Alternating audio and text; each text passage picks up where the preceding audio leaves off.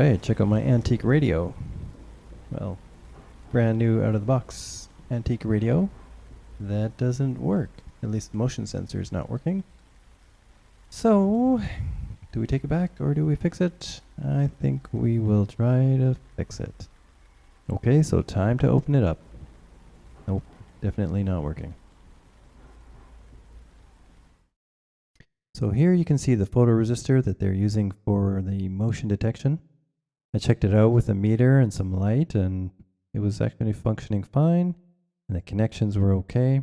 Followed the wires back to their main circuit board. It's kind of nice because actually you can see here all the wires had connectors on them, which made troubleshooting this thing a lot easier. I took a look at the front end components and quite quickly noticed that one of these resistors doesn't look right, and on closer examination I could see that it had a cold solder joint.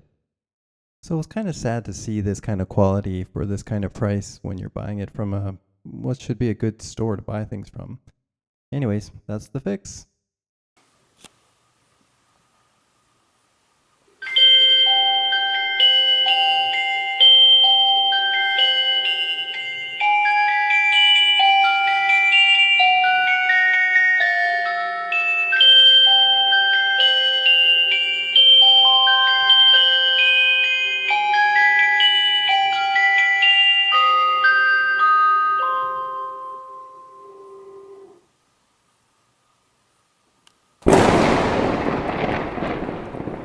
Boo.